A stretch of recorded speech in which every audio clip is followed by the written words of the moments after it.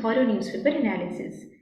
Today is 29th of April, and this entire video series is brought to you by LawSikho. Now see, as far as the agenda for today is concerned, at the beginning itself, we're going to deal with an important editorial piece which was published in the Hindu. And the title for the same is The Women's Reservation Bill, It Cannot Wait Any Longer. इस article में essentially हम बात करेंगे with respect to the topic of need for having greater representation of women parliamentarians and women politicians in the state legislative assembly. We're going to very briefly have a look at the global trends in this particular matter, and also हम बात करेंगे with respect to the historical background of the bill which seeks to reserve 33% seats for women in the Lok Sabha and as well as in the state legislative assemblies. Now the second segment that we're going to deal with is the news update segment, जहाँ पर हम कुछ important national as well as international news updates को cover करेंगे. This covers that portion of your syllabus where current affairs is a part of it. Now thirdly, we're going to cater to the legal update segment, जहाँ पर हम आज एक supreme court के decision की बात करेंगे which deal with appointment of teachers, and there is a relation with a statute that is functioning in the state of UP.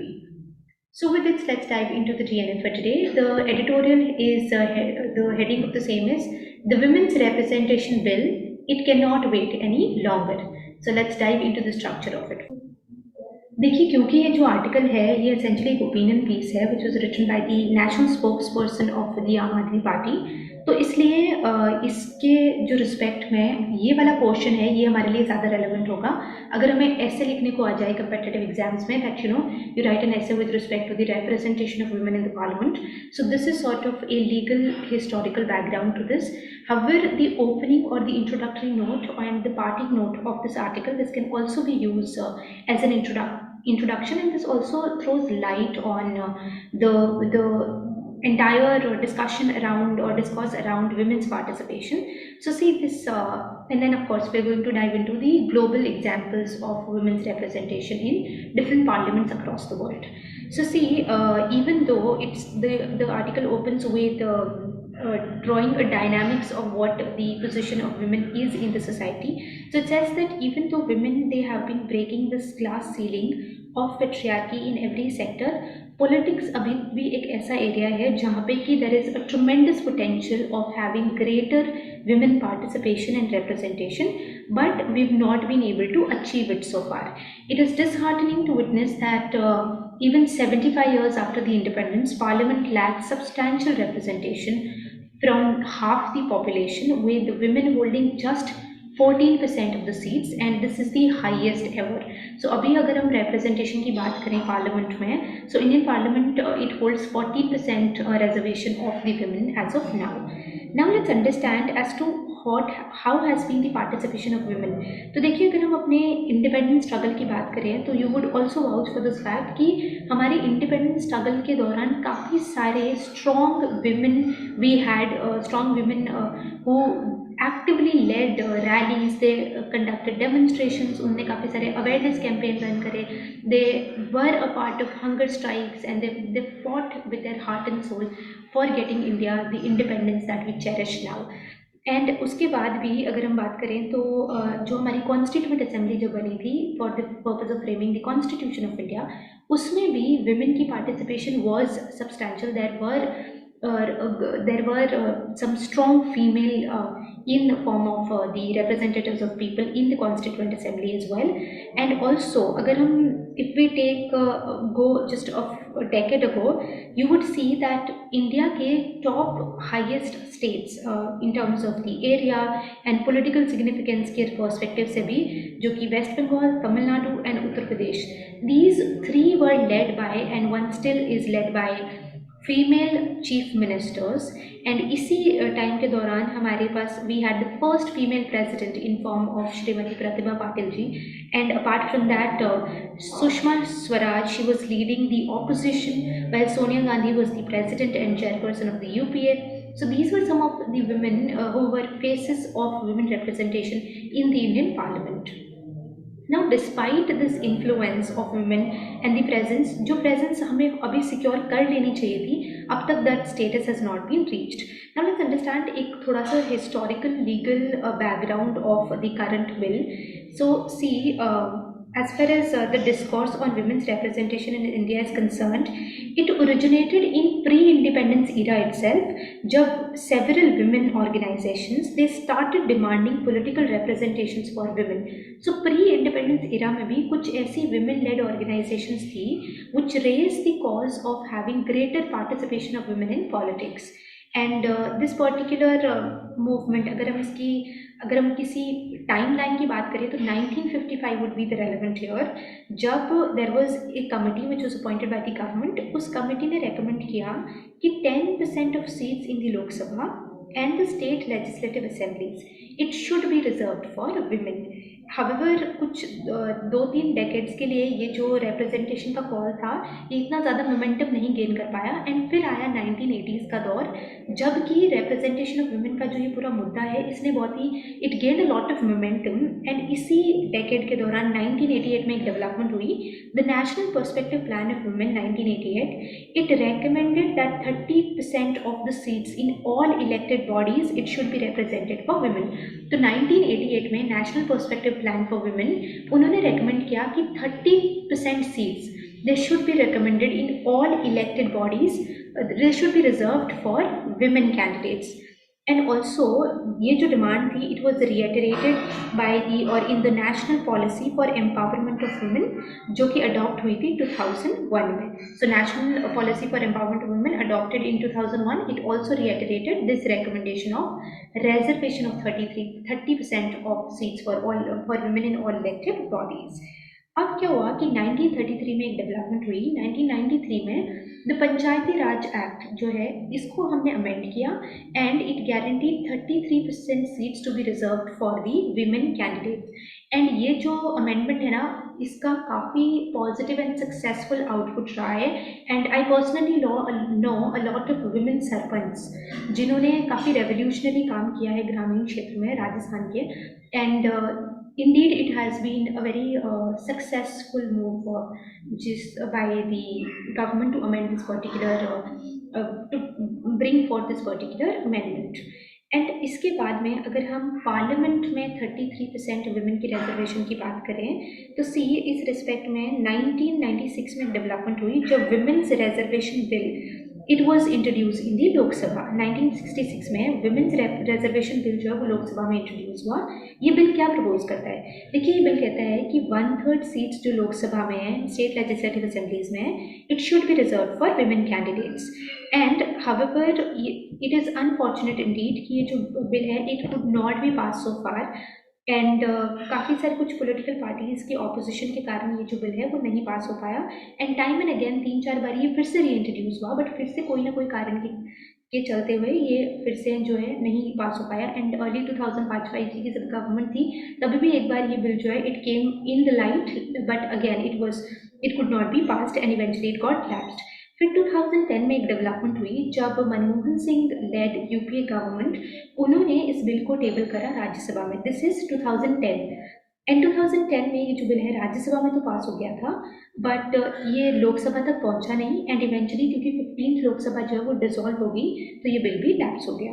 Sonia एक पिक्चर है which is Indeed historical and कह सकते हैं हम ये एक हिस्टोरिक सेलिब्रेटरी पिक्चर है जिसमें कि you would find Sonia Gandhi, Sushma Swaraj and Brinda Karat of the CPI.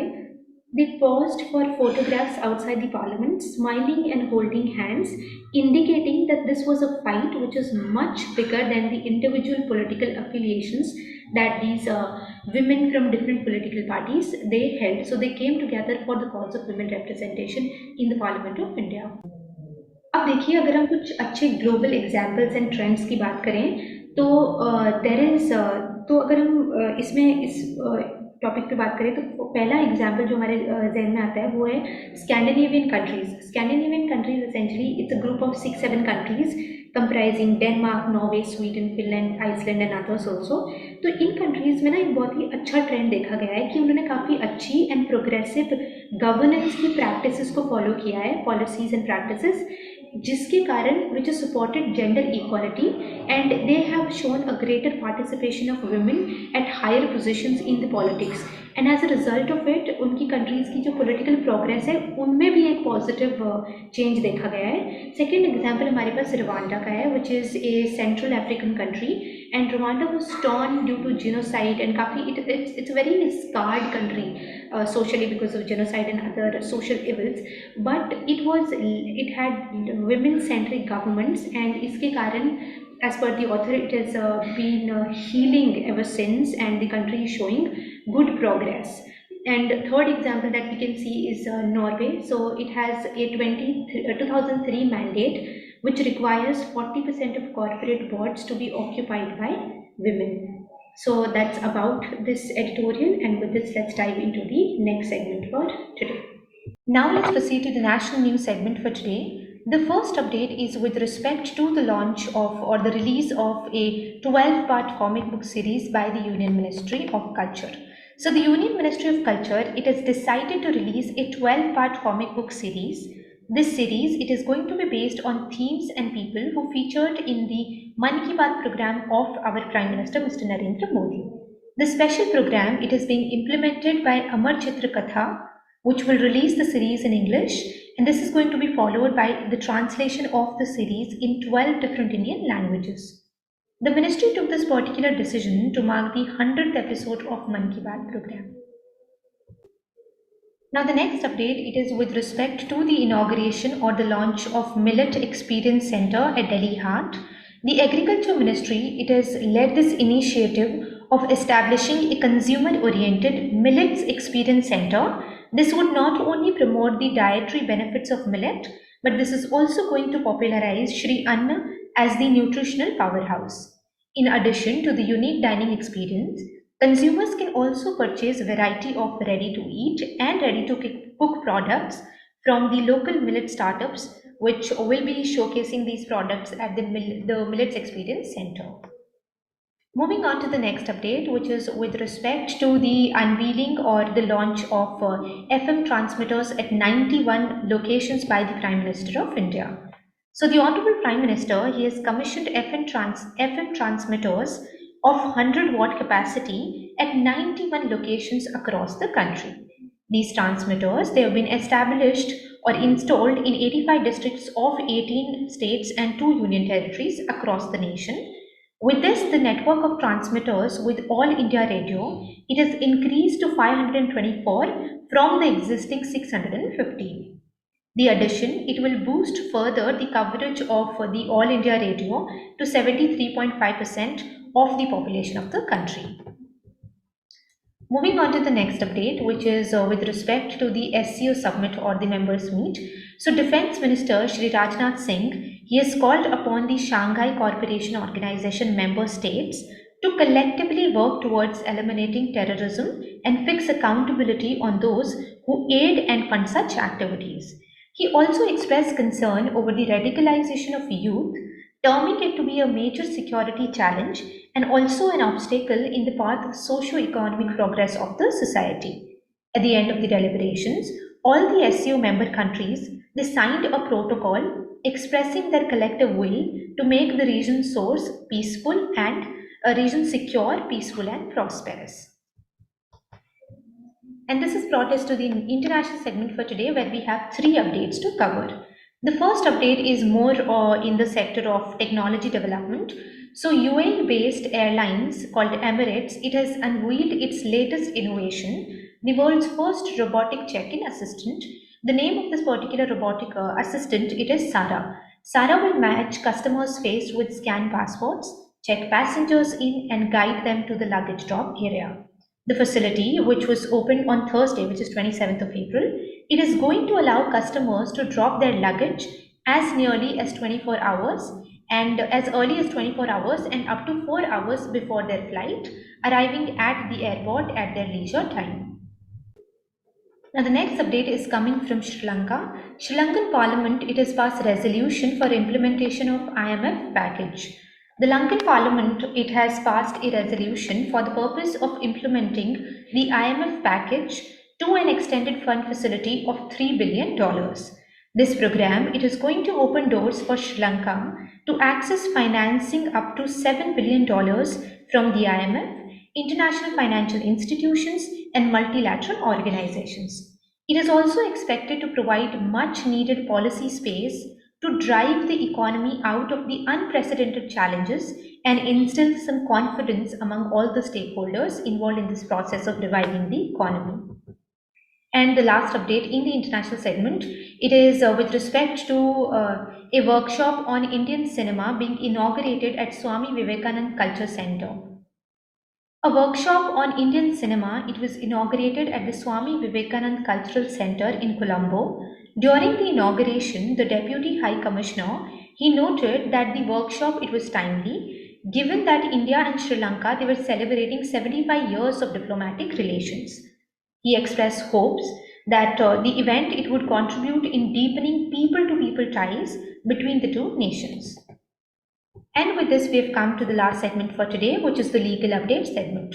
The update is coming from the Honorable Top Court of the country. So the Supreme Court has recently held that the process of appointment of teachers under the UP Intermediate Education Act of 1921, it is not concluded without obtaining mandatory, it not concluded without obtaining mandatory approval from the District Inspector of School. Here there is a provision in the Act of 1921 which makes it mandatory that the approval by the District Inspector of Schools for appointment of teacher, it has to be taken. So in keeping in mind this provision of this Act of 1921, the Honorable Apex Court made this particular observation.